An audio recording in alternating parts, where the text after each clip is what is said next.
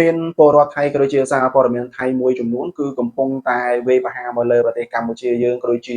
មានភាពចំណានទៅលើប្រទេសកម្ពុជាយើងផងដែរដូចជានៅក្នុងវីដេអូថ្មីៗនេះខ្ញុំបានឃើញនៅតាមបណ្ដាវីដេអូដែលបានផុសអំពីសំណាក់ប្រជាពលរដ្ឋថៃឬក៏សារព័ត៌មានថៃដែលតាក់ទងជាមួយនឹងបងស្រីដែលជាម្ចាស់លក់ផលិតផលនៅក្នុងប្រទេសកម្ពុជាយើងដែលគាត់បានយកថវិកាក៏ដូចជាយកស្បៀងជាច្រើនដើម្បីយកទៅជួយក៏ដូចជាឧបត្ថម្ភដល់បងប្អូនដែលជាវីរៈកងទ័ពរបស់យើងនៅឯសមរភូមិមុខនោះគាត់បានយកថវិការបស់គាត់ដើម្បីយកជូនទៅដល់បងទាហានដែលបានការពារនៅឯខេត្តព្រះវិហារនោះបែរជាសារព័ត៌មានឬក៏ជាបុគ្គលជនជាតិថៃមួយដែលគេបានផុសក៏ដូចជាគេបានយកវីដេអូរបស់បងស្រីដែលជាម្ចាស់ផលិតផលនោះដែលបានដើរចែកថវិកាជូនទៅដល់ពលទាហានរបស់យើងនឹងឯងនៅក្នុងវីដេអូរបស់គេបាននិយាយថាអ្នកដែលយកលុយយកទៅឲ្យដល់វីរៈកងទ័ពរបស់យើងនោះយកចែកត្រឹមម្នាក់តែ2000រៀលឬក៏វាស្មើចំនួនវាស្មើនឹងលុយបាតប្រមាណតែត្រឹមតែ16បាតជាងអញ្ចឹងវាមានន័យថាប្រទេសថៃក៏ដូចជាប្រជាពលរដ្ឋថៃមួយចំនួនហ្នឹងគឺពិតជាអ្នកដែលកំពុងតែបង្កនៅបញ្ហាតែម្ដងអ្វីដែលខ្ញុំធ្វើនេះគឺខ្ញុំមិនចង់និយាយថាសំដៅទៅលើបងប្អូន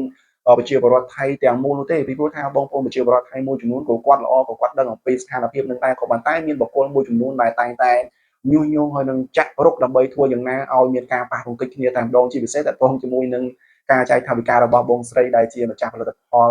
នៅក្នុងស្រុកខ្មែរយើងទៅដល់បងប្អូនវីរៈកងទ័ពរបស់យើងគាត់ប្រហែលជាក៏មិនស្គាល់លុយរៀលហើយបែរជាគាត់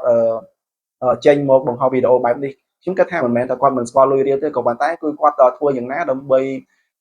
ធ្វើជាព័ត៌មានคล้ายៗដើម្បីបំបាក់ទឹកចិត្តដល់បងប្អូនវីរៈកងទ័ពរបស់យើងអញ្ចឹងក៏ប៉ុន្តែប្រជាពលរដ្ឋខ្មែរគឺគេមិនងងទេបងប្អូនប្រជាពលរដ្ឋខ្មែរគឺគេស្រឡាញ់គ្នាណាហើយបើទោះបីជាការចែកលុយនឹងវាមានជាចំនួនតិចក៏ប៉ុន្តែវាក៏ជាទឹកចិត្តរបស់ប្រជាពលរដ្ឋខ្មែរដែរមិនដូចជា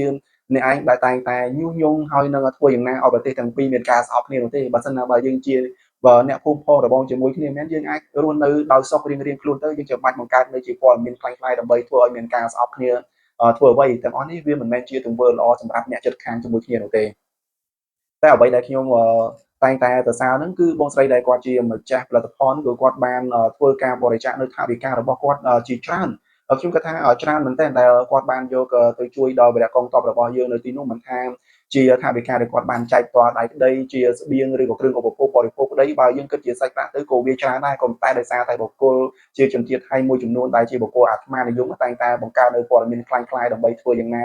ឲ្យមានការយល់ច្រឡំរវាងបងប្អូនប្រជាពលរដ្ឋខ្មែរក៏ដូចជាបងប្អូនប្រជាពលរដ្ឋថៃអញ្ចឹងអ្វីដែលខ្ញុំចង់ជម្រាបជូនដល់បងប្អូនទាំងអស់គ្នាសូមកុំ